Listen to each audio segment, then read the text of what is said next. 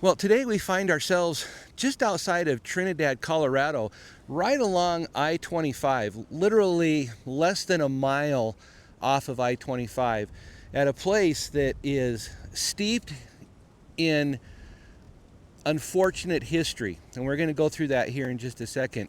This is the Ludlow Memorial Monument right behind me, and it commemorates the Ludlow Massacre that took place here on April 20th, 1914.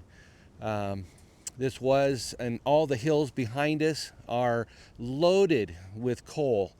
And this is a huge coal mining operation site in early day Colorado.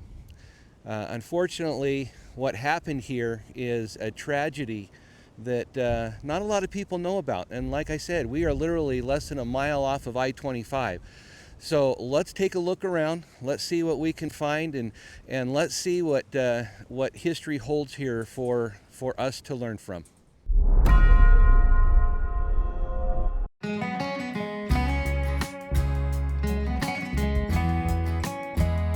"65 million years ago, give or take a few years, the hills you see were lush tropical swamps located near the shores of the dying Great Cretaceous Seaway that once covered most of the Rocky Mountain region. Vast areas of open seawater were reduced to festering collections of decaying plant material, eventually destined to become the rich western coal seams. Because of the ever-increasing demands of the westward expanding railroad system in the U.S., coal mining came to the Trinidad, Colorado area in 1861. These early coal mines were hand-dug, and the work was brutal, dangerous, and often deadly. Miners were constantly threatened by explosions, suffocation, and collapsing mine walls. Between 1884 and 1912, mining accidents killed more than 1,700 in Colorado. The life expectancy of a coal miner was only 40 years. Thousands of European and Asian immigrants came to southern Colorado to work in the coal camps. One such camp became the company town of Ludlow. Ludlow was owned and operated by the Colorado Fuel and Iron Company, which controlled its workers by paying them in scrip instead of money. The scrip was only redeemable at company stores, where prices were considerably higher than other stores in the nearby town of Trinidad. The miners had little opportunity to air their grievances about working and housing conditions. Frustrated by their circumstances, the miners turned to the unions. The miners were cautious because in many instances, those who supported union movements lost their jobs. However, due to their deplorable conditions, a strike was called on September 23, 1913.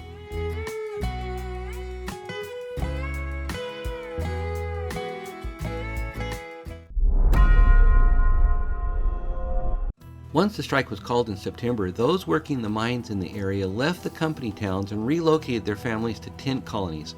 The largest tent colony housed more than 1,000 people and was located here in this open field.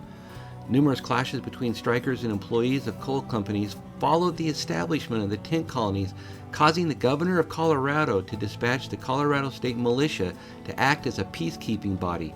The militia camp was set up a short distance southwest of the tent colony. The militia's presence increased tensions and led to confrontations. The governor recalled most of the units, leaving only the small Company B. Local coal companies, however, formed Company A, comprised of coal company employees. Tensions increased when the militia patrolled in an armored vehicle named the Death Special. Pits were dug beneath the tents for protection from the frequent gunfire around the tent colony. Greek Orthodox Easter was celebrated on April 19, 1914. The entire colony, along with some militia members, commemorated the holiday with a feast, followed by dancing, singing, and a baseball game located in this open field. On the morning of April 20th, 3 guardsmen appeared at the tent camp ordering the release of a man they claim was being held against his will. The camp leader, Louis Tikas, left to meet with Major Patrick Hamrick at the train station in Ludlow Village, about a half-mile south of the tent colony, to take care of the issue. The old train station still stands, although it has seen better days. While we're here, let's take a look around. I know it's my imagination, but you can almost feel the tension that must have been present that morning during the last meeting of the two camps. I'm not certain as to what is original to the 1914 time period here at the station, but it has definitely seen better days. While this meeting was progressing, the two militias installed a machine gun on a ridge near the camp and took positions along a rail route about a half-mile south of Ludlow. Many tent colonists spotted the militia and armed themselves, moving to positions where they could closely monitor activities on the hill where the machine gun was placed. Neither the militia nor the colonists knew who fired the first shots. Tents were set on fire and most residents fled to the hills located east of the colony site. Machine gun and rifle fire forced women and children to take refuge in storage cellars beneath the tents. Near the monument site is either an original cellar or a reproduction of the type of cellar under the tents used for protection. The cement work looks original though, but there are no signs indicating original or reproduction. If it was original, it was a bit eerie to walk the same steps as they did in 1914. The room was small and people had placed objects for kids around the walls, adding to the overall feeling.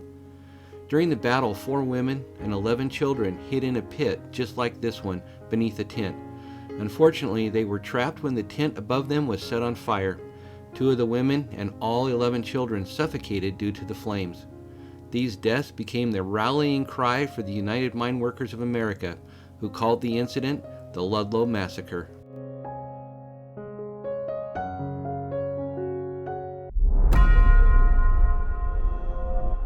In the aftermath of the massacre came the 10-Day War, part of the Colorado Coalfield War that produced a death toll of about 75 individuals. The United Mine Workers called off the strike on December 10, 1914. In the end, the strikers' demands were not met and many striking workers were replaced. 408 strikers were arrested, 332 of whom were indicted for murder. 22 National Guardsmen, including 10 officers, were court-martialed. In 1916, the United Mine Workers of America bought the site of the Ludlow tent colony, and in 1918 erected a stone monument to commemorate the families who died in the Ludlow Massacre. Ludlow itself was abandoned when the last mine closed in the 1950s. The monument was damaged in May of 2003 by unknown vandals. The repaired monument was unveiled in June of 2005 with slightly altered faces on the statues. The tent colony site was listed on the National Register of Historic Places in 1985 and was designated a U.S. National Historic Landmark in 2009. The original encampment location is relatively undisturbed and as a result is one of the best preserved archaeological sites of such an encampment. The monument is one of the earliest to commemorate a labor action of this type. Well, I'd like to thank everybody for coming along on our little adventure today at the Ludlow Massacre site.